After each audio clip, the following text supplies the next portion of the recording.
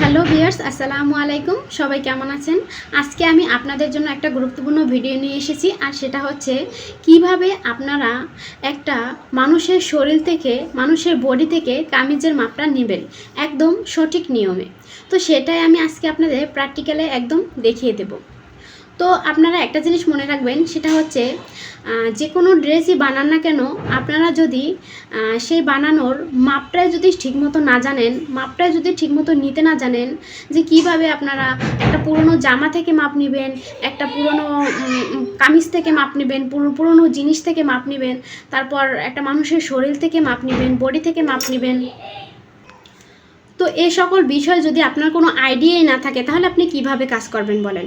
তো আমি মনে করি সেলাই কাজ শেখার আগে আপনার মোস্ট ইম্পর্ট্যান্ট যে বিষয়টা, সেটা হচ্ছে মাপজোপ। আপনি সঠিক নিয়মে মাপজোপ শিখছেন কি না? অবশ্যই আপনাকে সঠিক নিয়মে মাপজোপ শিখতে হবে। হুট করে আপনি একটা কাটিং ভিডিও বা সেলাই ভিডিও দেখলে কখনোই কিন্তু চিনতে পারবেন না বা জানতে পারবেন না যে এটা কী। তো আপনাকে অবশ্যই আগে মাপ শিখতে হবে, কিভাবে নিতে হবে, তারপর আপনাকে কাটিং সেলাই ভিডিও জানতে হবে।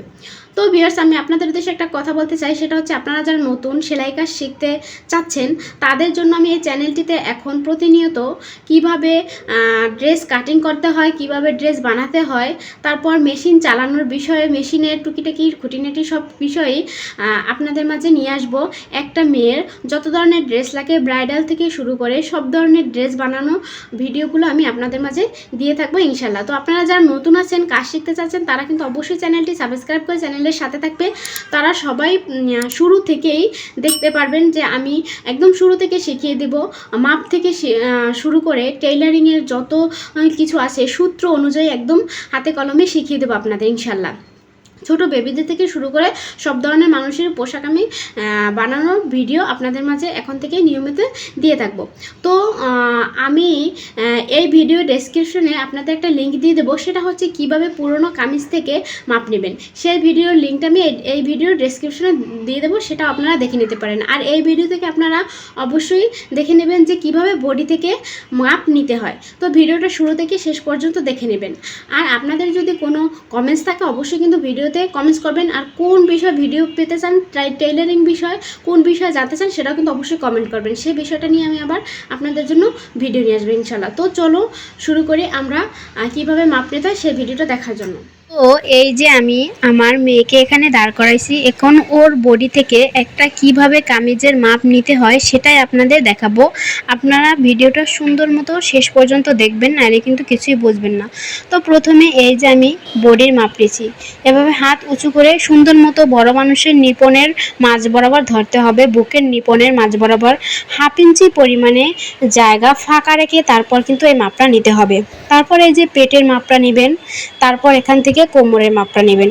একেবারে টাইট করে ধরবেন না, 1/2 ইঞ্চি পরিমাণে ফাঁকা রেখে তারপর।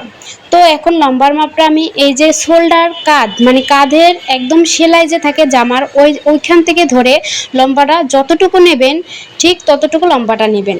তারপর সাইড ফাড়া আছে, অনেকে একটু বেশি উপরে দেয় বা বেশি নিচে দেয়, এই জন্য সাইড ফাড়াটা আপনারা নিয়ে নেবেন। তো ওই শোল্ডার থেকে ধরে সাইড ফাড়াটা নিতে হবে। তারপর যদি চান গলার মাপটা আপনারা নিতে পারেন। এই যে সামনের গলার মাপটা এভাবে শোল্ডারে ধরে তারপর গলার লম্বার মাপটা আপনারা নিয়ে নিতে পারেন। তারপর আপনারা কাঁধের মাপটা কিভাবে নেবেন, পিছন থেকে শোল্ডারের 2 হাতের কাঁধের এই যে আমি ফিতাটা যেভাবে ধরেছি, এভাবে ধরে এই রকম করে শোল্ডারের মাপটা আপনারা নিয়ে নেবেন। এই যে কাঁধের মাপটা এখান থেকে নিয়ে নেবেন।